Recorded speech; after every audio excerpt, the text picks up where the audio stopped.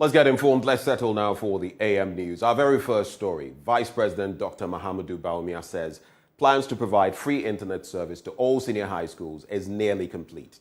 The policy, now according to the Vice President, more than 700 senior high schools are enjoying free Wi-Fi, including 46 colleges of education and more than 200 district education offices.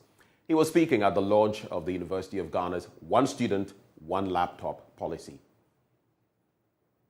Initiative is to provide affordable laptops to especially Professor Nanaba Apia Amfo called on the alumni and other entities to support the university realize the policy. Of higher learning, we must take practical steps to make teaching and learning easier and effective for our staff, faculty, and students. And one laptop agenda and motivate corporate institutions and individuals, including our distinguished guests like Reverend Ubami Tete, to support this worthy cause. Delivering the keynote address, Vice President Dr. to support it with 100 laptops. The university's efforts to support our students to acquire laptops is so commendable. I'm aware that the Vice Chancellor, Professor Nana Apiamfo, has initiated plans for one student, one laptop, hard for it to be expanded to include one staff, one laptop, and one lecturer, one laptop components. I will also encourage other companies to join hands with government to bring our digital inclusion agenda to fruition.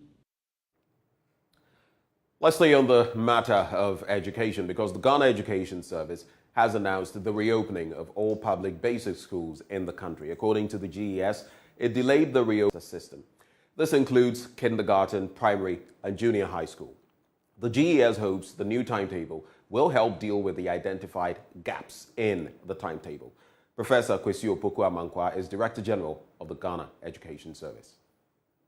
As we are all aware, we've been in the news for some time now. We indicated to you that we were working on the calendar. The minister set a committee to look at the calendar and to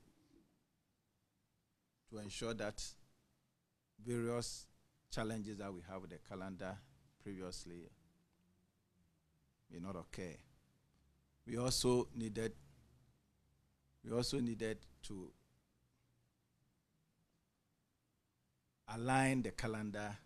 For example, we introduced a calendar that the junior highs were running semester, but the primary KG had the trimester. This time round, we felt the need to align them, especially at that level where we know that a lot of time the children go to school together. So when you break them, it becomes an issue. So we needed to do that. Then, as we said in our various correspondence, various write-ups, TVET has also joined us, and we felt the need to align our calendar with them. And let me indicate that even though I am announcing it, the TVET schools are equally going to use this calendar for their programs.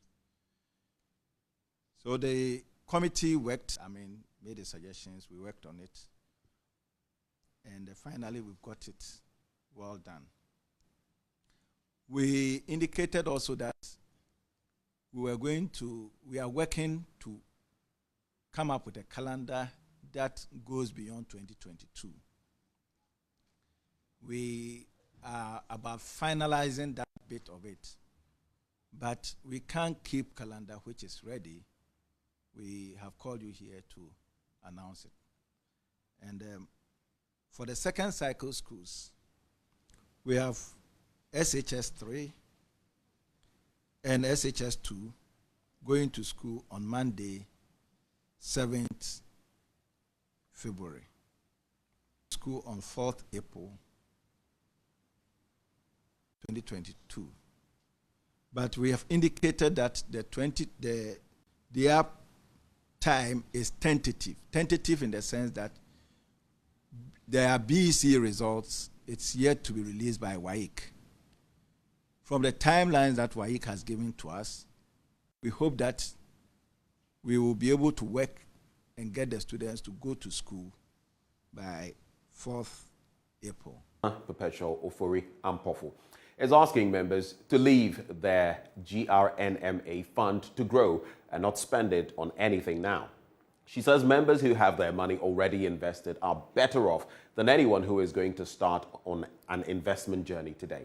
She's been speaking at the commissioning of the GRNMA Northern Region Guest House and Secretariat in Tamale. Region GRNAM Guest House and Secretariat in Tamale, Mrs. Ofori Ampofo told the members the fund is a contribution they are making towards their retirement under the Tier 3 pension to ensure their financial security at retirement. As your president, or if you are not a member of GRNMA, as your colleague, my candid advice to you, leave it to grow in the fund. Do not come for it to go spend it or use it for something or anything. Because you need to note that today, if you have any money already in investment, you are far better off than someone who is going to start today, investing today. And indeed, financial standing.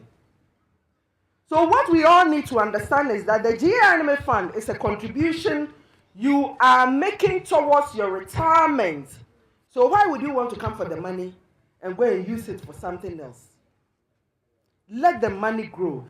If you are in another, if you urgently need money and you are a member of GRNMA, simply apply for the GRNMA emergency loans and take up to the maximum amount, which is 10,000 Ghana cedis, at only 7% interest. 7% interest.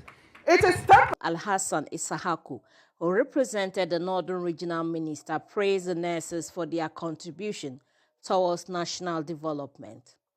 We recall and recount the very good contributions you are making, as she said, as a noble profession.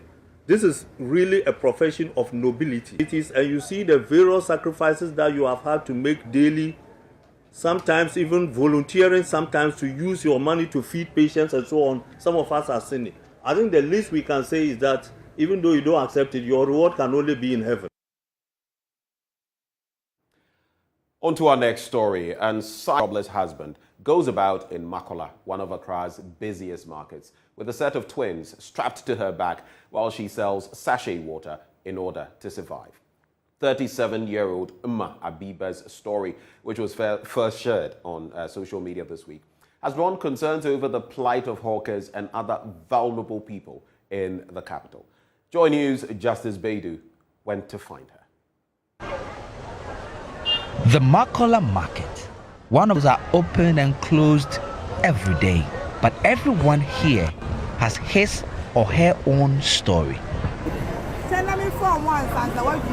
Mma Adiza is one of the many who were here. She has 5 children. These twins, 2 girls aged 2 years, Seiram and Sefako, are the youngest.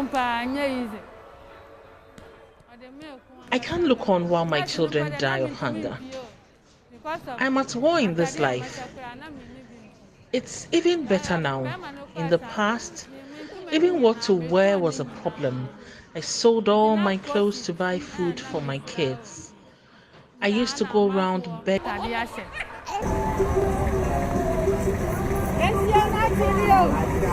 Abiba travels from Ablikuma, more than 2 hours travel time with public transport. Her twins strapped to her back to come and sell sachet water here. Sometimes I imagine every day they ask why I walk on the sun with my twins selling water. It breaks me down and I cry.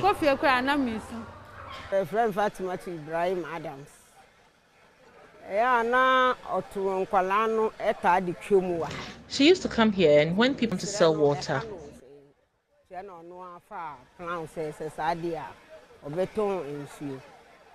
Ebi a mimi sumano, esa mimi die ba kumpo mimi shasi ya no ba ko ewo meti no kura no a. Etu de bi a ebedu enyimre no wa bre fine said yes. Bravery, because it is not even easy just carrying one child on your back.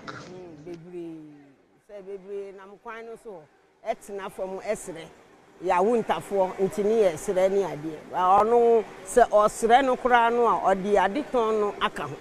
Mma Abiba's story, which was shared on social media, is just one of thousands. It is popularly called Kayaye.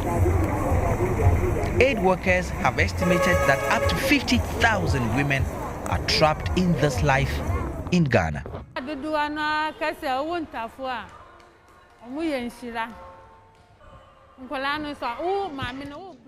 This, even if I have 10 cedis, I will use everything to buy food for them. Like many of Accra's thousands of hawkers, Adiza doesn't know her future or that of her children. But she hopes, against all odds, that Justice Bedu, JoyNews, Makola Market in Accra.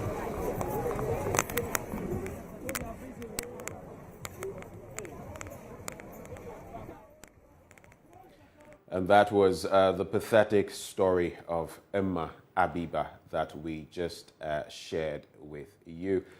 This is how we draw the curtains on the AM News. Up as we talk about those matters germane to you. Stay.